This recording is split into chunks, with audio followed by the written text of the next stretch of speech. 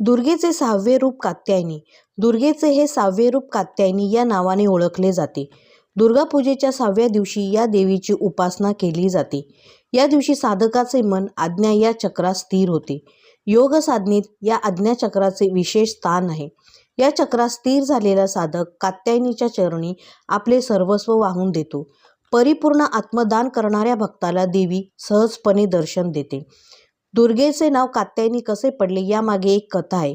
कत नावाचे एक प्रसिद्ध महर्षी होते. त्यांना कात्य नावाचा पुत्र झाला.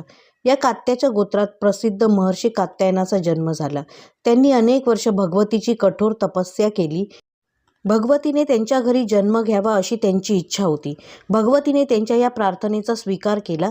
काही काळानंतर जेव्हा महिषासुराचा अत्याचार पृथ्वीवर वाढला तेव्हा ब्रह्मा, विष्णू आणि महेश या 3 देवतांनी आपल्या तेजाचा काही अंश देऊन महिषासुराच्या विनाशासाठी एका देवीला उत्पन्न केले.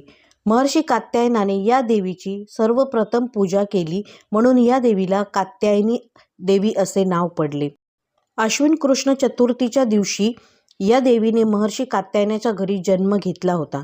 सप्तमी, अष्टमी आणि नवमी हे 3 दिवस महर्षी कात्यायन यांच्या घरी पूजा ग्रहण करून दशमीच्या दिवशी देवीने महिषासुराचा वध केला होता अशी कथा पुराणात आहे. कात्यायनी अमाप फलदायक आहे.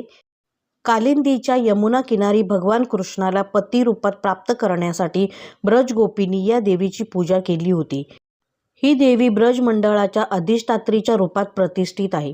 कात्यायनीचे रूप अत्यंत तेजपुंज आहे. तिला 4 भुजा आहेत. देवीच्या उजव्या बाजूकडील वरच्या हातात अभय मुद्रा आणि खालच्या हातात वरमुद्रा आहे. डावीकडील वरच्या हातात तलवार आणि खालच्या हातात कमळाचे फूल आहे. तिचे वाहन सिंह आहे. कात्यायनीच्या उपासनेने मनुष्याला अर्थ, धर्म, काम आणि मोक्ष या 4 फळाची सहजतेने प्राप्ती होते. तो इहलोकात राहूनही त्याला अलौकिक तेज आणि प्रभाव प्राप्त होतो. जो व्यक्ती मातेची मनापासून पूजा करतो तो रोग, भय, दुःख आणि संतापापासून मुक्त होतो.